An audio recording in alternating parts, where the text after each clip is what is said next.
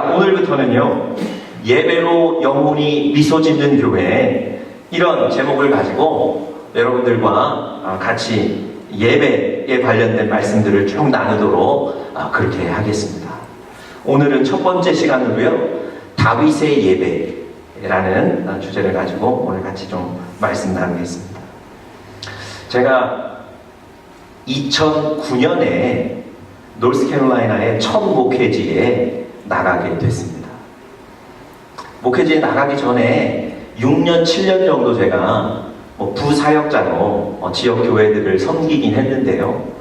이렇게 단임 목회의 사역을 위해서 나간 건 2009년이 처음이었습니다.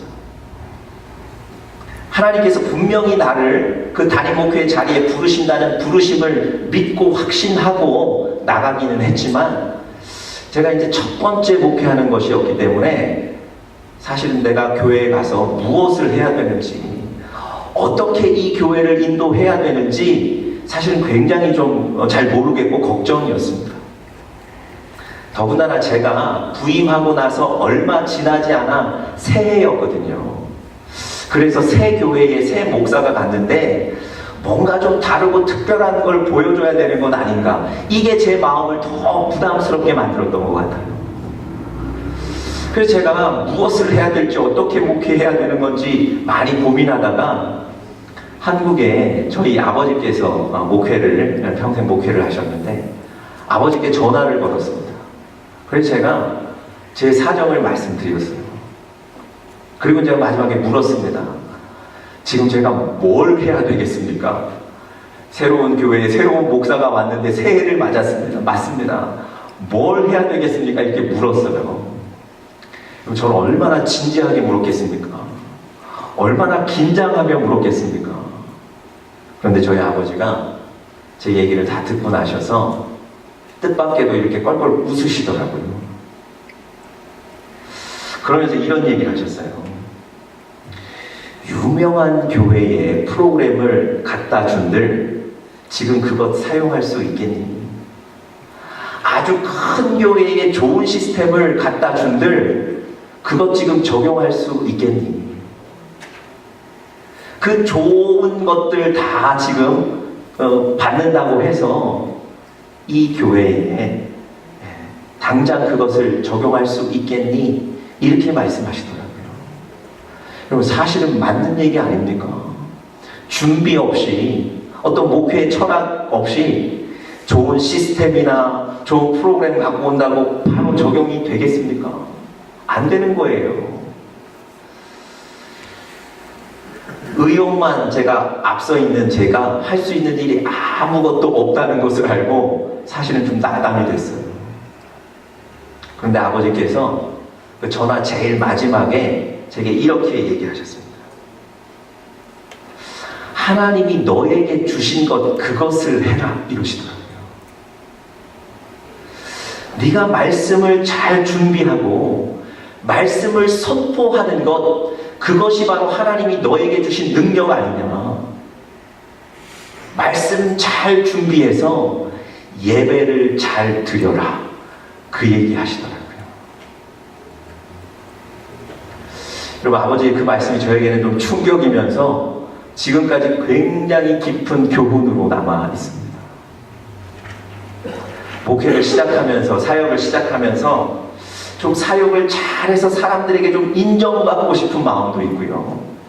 그리고 내가 목회하는 교회는 좀 다른 교회와 좀 다르고 특별하다, 이런 면에서 좀 다름을 인정받고 싶은 마음도 있었고, 그런 제게 아버지는 살아있는 하나님의 말씀이 선포되는 예배를 드리라고 말씀하시는 거였습니다. 좋은 프로그램이나 시스템에 관심이 있었던 저에게 예배면 된다고 말씀하시는 거였어요. 여러분, 10년 전에 들었던 그 말씀이 지금도 제 목회 철학의 가장 중요한 자리에 자리 잡고 있습니다.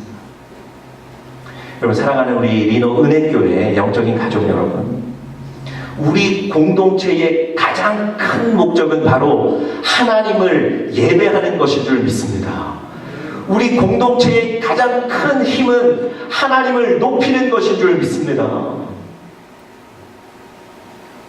여러분, 살아있는 예배를 드릴 때 우리 공동체 또 우리 개인 각자를 하나님이 건강하게 만드실 줄 믿습니다. 여러분의 예배는 어떠신가요? 최근에 드리는 여러분의 예배는 어떠십니까?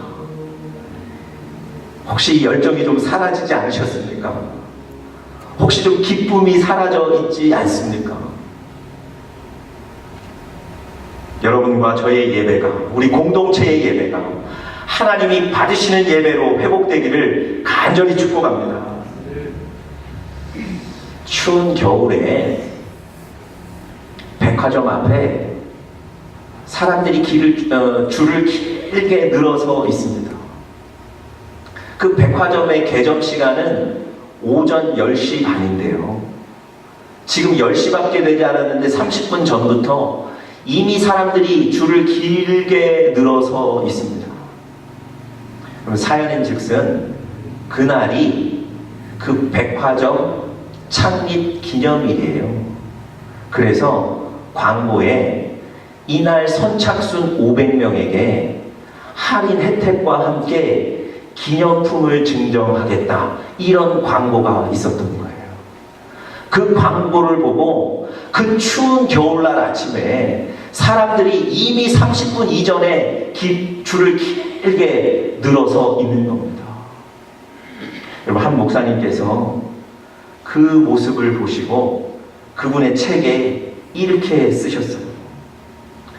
물건을 조금 싼 값에만 팔아도 이른 아침 백화점에 나와서 문 열기를 기다리는 사람들의 열심을 오늘날 예배자들이 본받기만 한다면 얼마나 정돈된 가운데 마음으로부터 우러나오는 예배를 시작할 수 있을까요?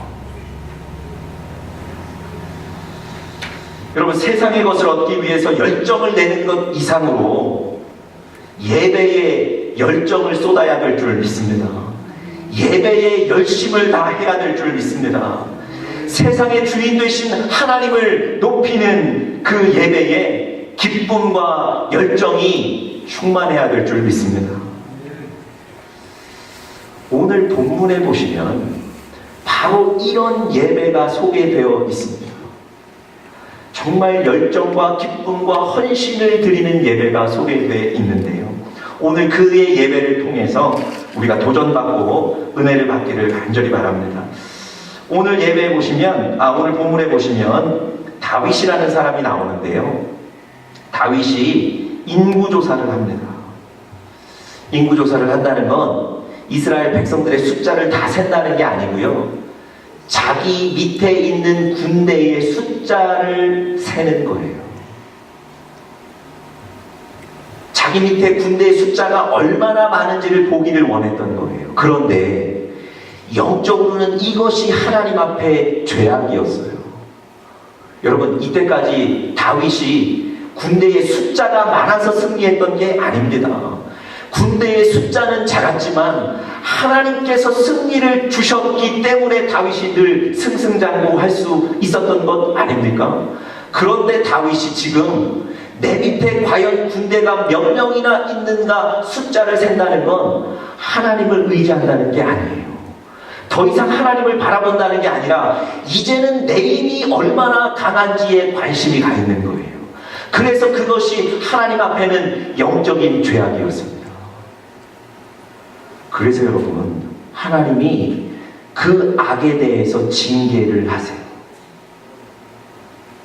그 징계의 내용은 이런 거였습니다. 3일 동안 이스라엘에 전염병을 주셔서 약 7만 명의 백성들이 죽는 사건입니다. 여러분, 자신의 죄악 때문에, 자신의 영적인 무지 때문에 이스라엘 백성들이 죽어나가는 모습을 보고 얼마나 죄책감을 느꼈겠습니까? 얼마나 괴로웠겠냐고요.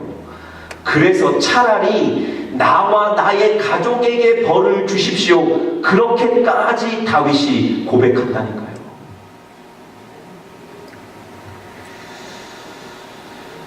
그럼 오늘 제가 결론부터 말씀드리면 오늘 본문 제일 마지막 25절에 보시면 그 비참한 징계가 이제 중단되게 됩니다.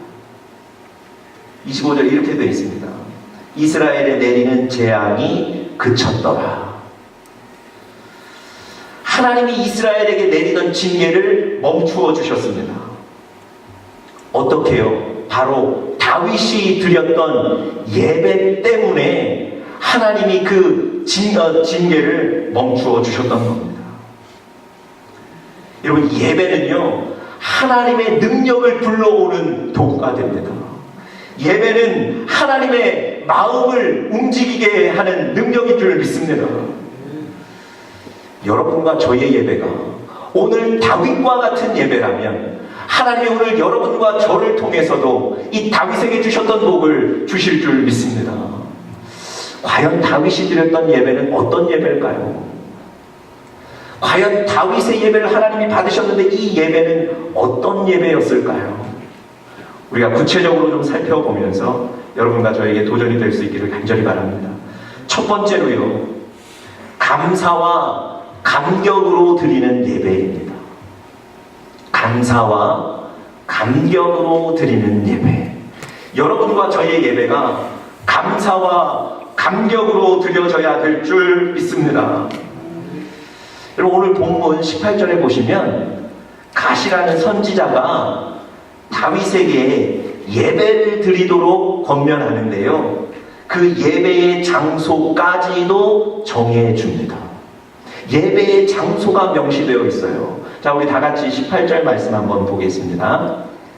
우리 함께 읽겠습니다. 시작. 이날에 가시 다윗에게 이르러 고하되 올라가서 여부스 사람 아라우나의 타작 마당에서 여호와를 위하여 단을 쌓으소서. 여러분, 가시라는 선지자가 예배를 권면하는데요, 단순히 예배 드리십시오만 얘기하는 게 아니라 예배의 장소까지 명시하고 있습니다. 어디 가서 예배 드리라고요? 여부스 사람 아라우나의 타작 마당이라고 얘기합니다. 여러분, 이 가시라는 선지자가 다윗에게 명한 예배의 장소는 정말 아주 깨끗하고 잘 정돈된 왕궁도 아니었고요, 영적인 의미가 있는 성전도 아니었습니다. 여부스 사람 아라우나의 타작 마당이에요. 여러분, 이 여부스 사람은 어떤 사람인 줄 아십니까? 이스라엘 백성들이 출애굽을 마치고 가나안 땅에 들어올 때 몰아냈어야 할 사람들이에요. 적들이란 말입니다.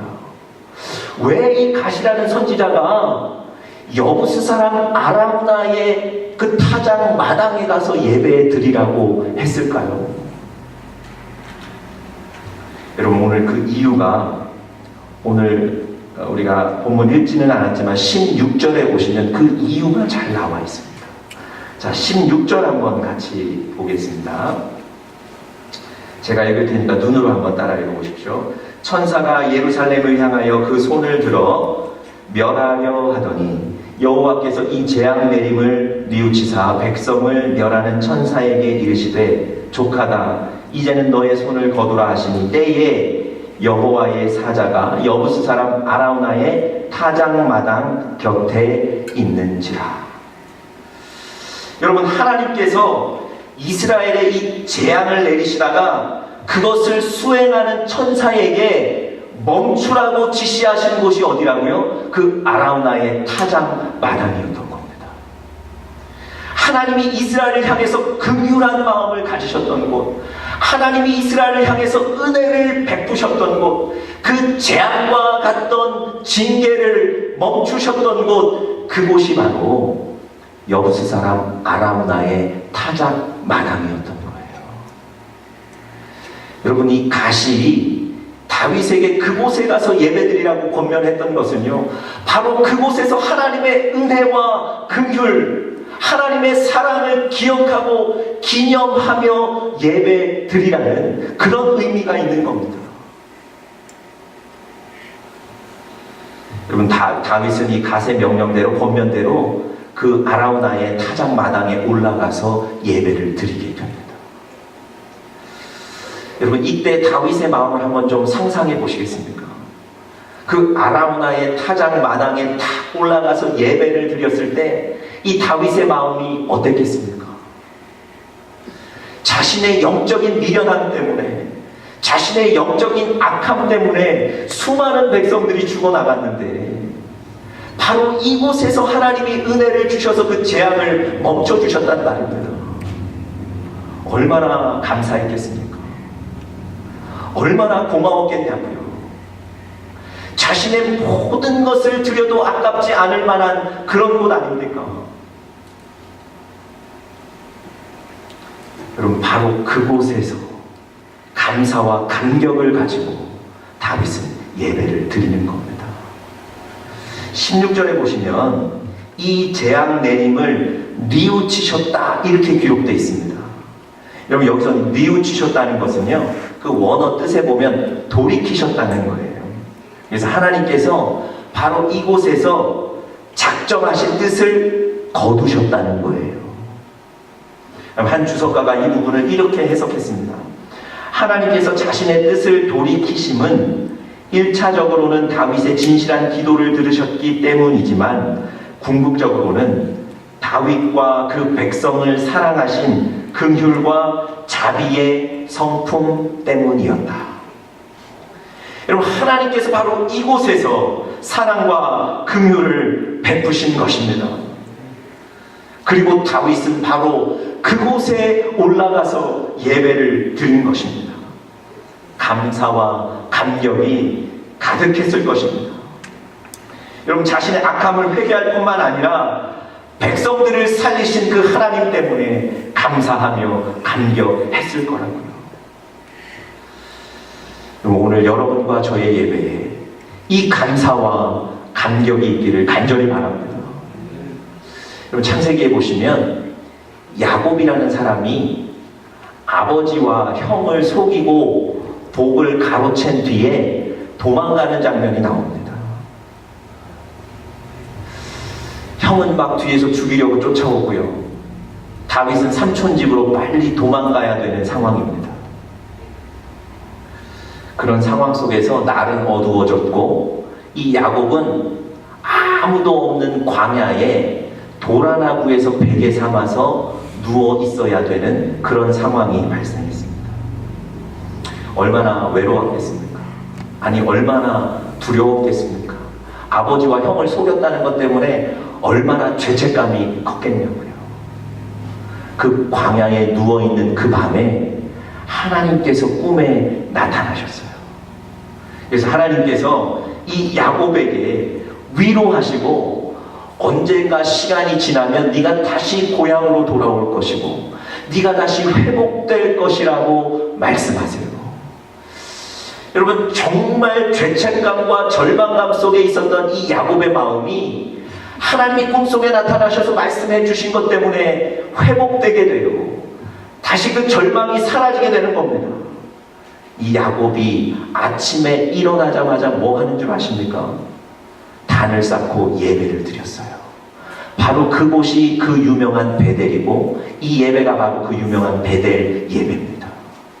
베델이라는 건 어떤 뜻이냐면 하나님의 집이라는 뜻이에요. 자기는 혼자라고 생각했는데 바로 이곳에 여전히 하나님이 함께 계셨다는 그 감사와 감격을 가지고 드린 예배가 이 베델 예배라는 말입니다. 여러분, 야곱이 감사와 감격을 가지고 베델에서 예배 드렸을 때 그 예배 때문에 일평생 그는 믿음을 잃지 않고 승리하게 되는 줄 믿습니다.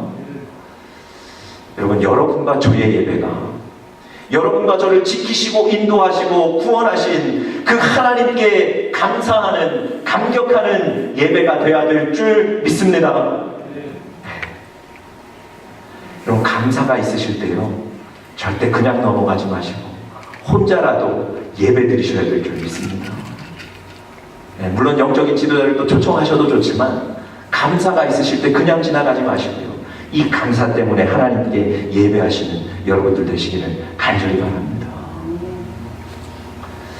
두 번째로요, 하나님께서 다윗의 예배를 받으셨는데 두 번째 그 예배 특징은 바로 우리 자신을 헌신하는 예배입니다.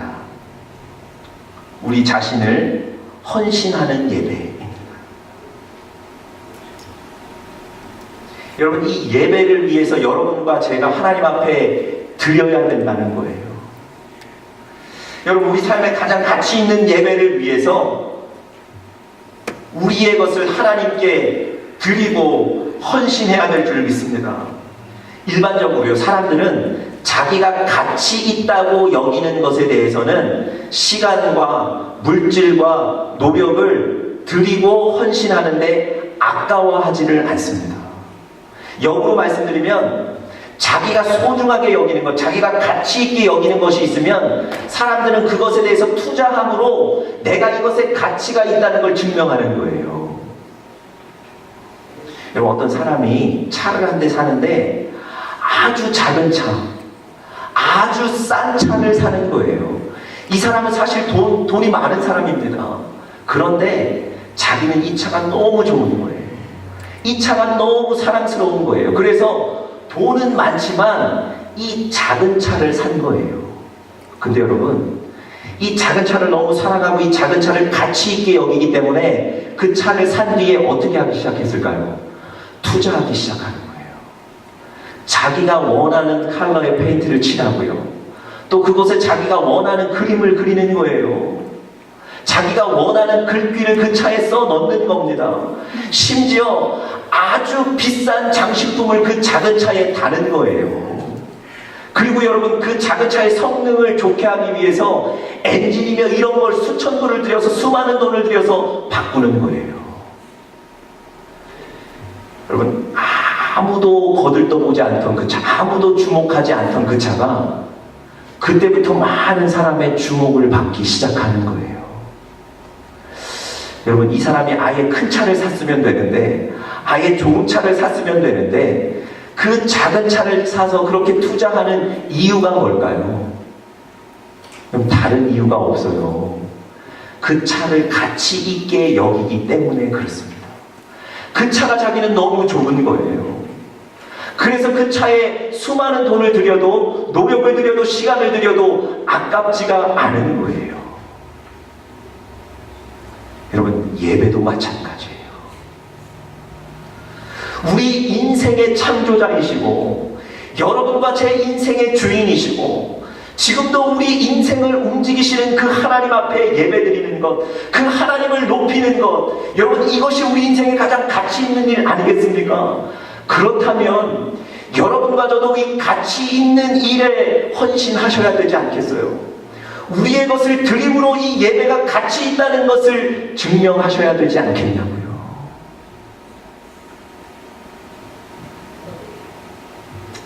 여러분, 이 예배를 위해서 얼마나 헌신하고 계십니까? 이 가치 있는 예배를 위해서 얼마나 내 시간을 드리고 계십니까?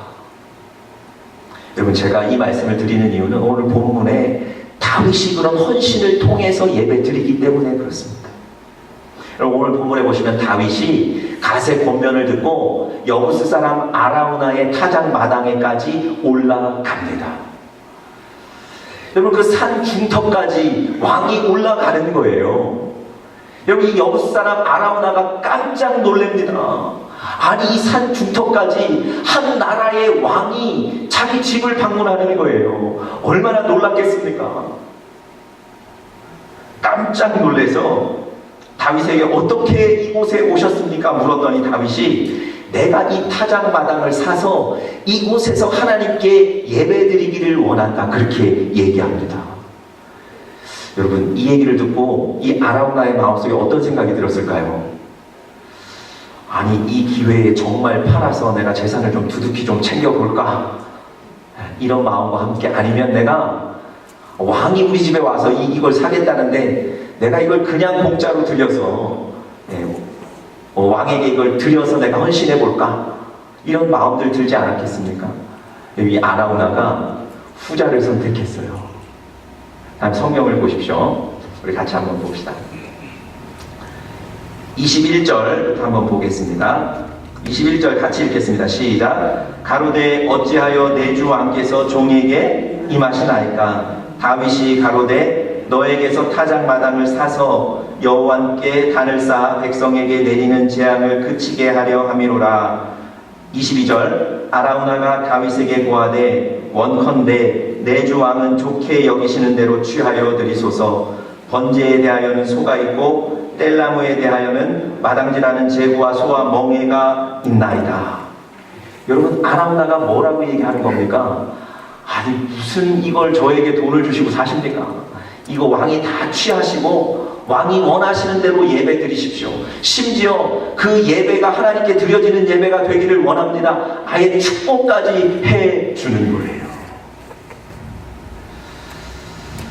여러분, 다윗이 그 아라우나의 제안에 대해서 거절하고요. 자기는 이 타작마당을 사서 예배 드리겠다고 얘기합니다. 그리고 실제로 그 타작마당을 돈을 주고 사서 그곳에서 예배 드립니다. 여러분, 다윗이 아라우나의 그 성의를 무시하는 게 아닙니다. 24절에 그 이유를 이렇게 밝히는데요. 왕이 아라우나에게 이르되 그렇지 아니하다. 내가 값을 주고 너에게서 사리라. 값 없이는 내 하나님 여호와께 번제를 드리지 아니하리라 하고 은 50세겔로 타작마당과 소를 사고. 여러분, 다윗은 하나님께 드리는 예배의 가치를 아는 사람이에요.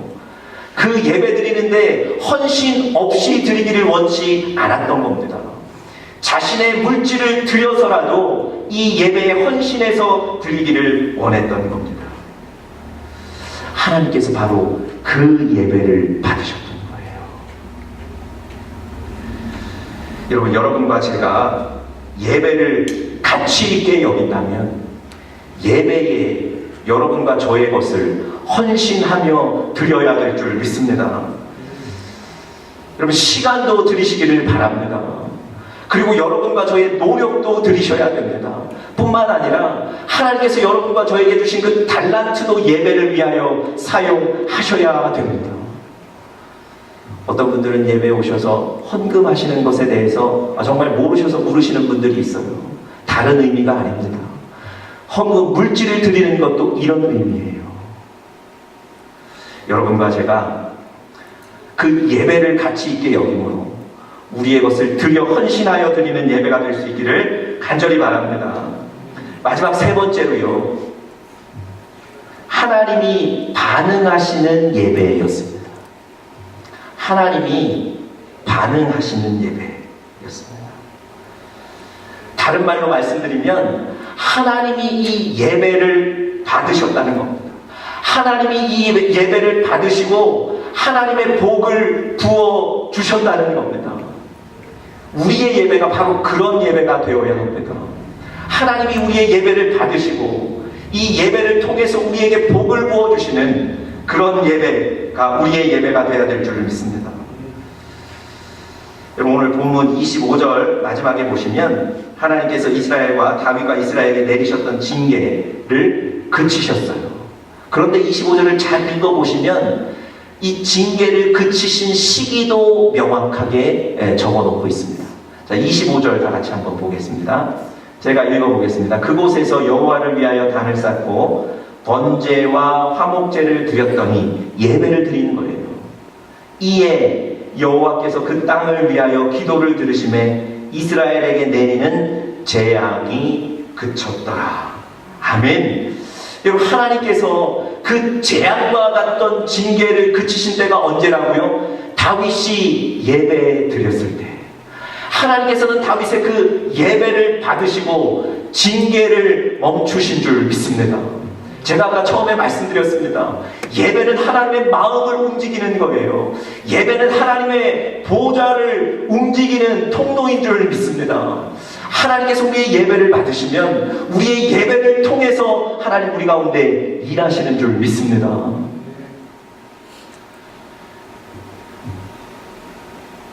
여러분, 그렇다면 이 예배가 얼마나 귀한 예배입니까? 그렇다면 이 예배가 얼마나 가치 있는 예배입니까? 여러분, 성경의 다른 사건 하나를 제가 좀 소개해 드리려고 해요. 이런 예배를 통해서 하나님이 역사하신 사건이 또 다른 성경에 기록되어 있습니다. 여러분, 엘리야라는 선지자 아시죠? 엘리야라는 선지자가 바알 선지자 또 아세라 선지자 850명과 한 사람이 전투를 벌이게 돼요. 쉽게 말하면 850대 1의 전투예요. 이 전투의 내용은 다른 게 아니라 누가 믿는 신이 참 하나님이신가를 증명하는 거예요.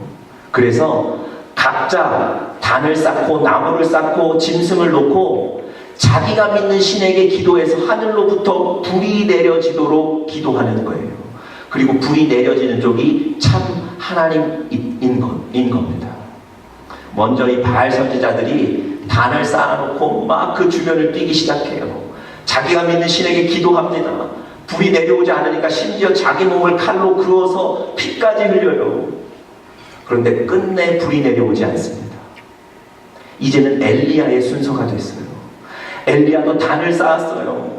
그리고 거기에 짐승을 놓습니다. 그리고 엘리야는 한 가지 더 해요. 그곳에 도랑을 파고 물까지 부어요. 여러분, 물 묻은 장작들이 어떻게 타겠습니까? 물까지 붓습니다. 그리고 엘리야는 어떻게 했을까요?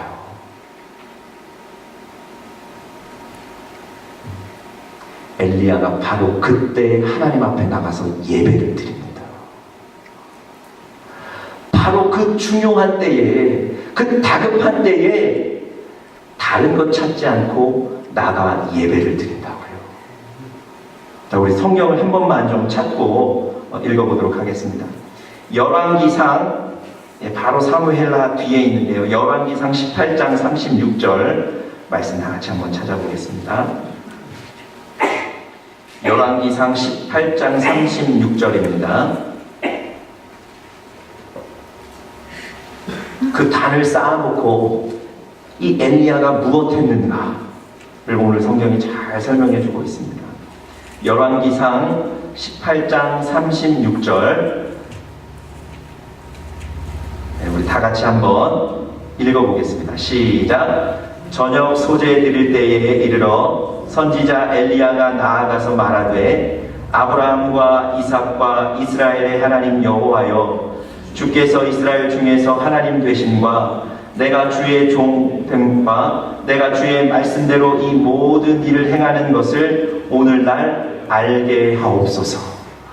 하나님 앞에 나가 기도하기 시작하는 거예요. 하나님 앞에 나가 예배하기 시작하는 겁니다.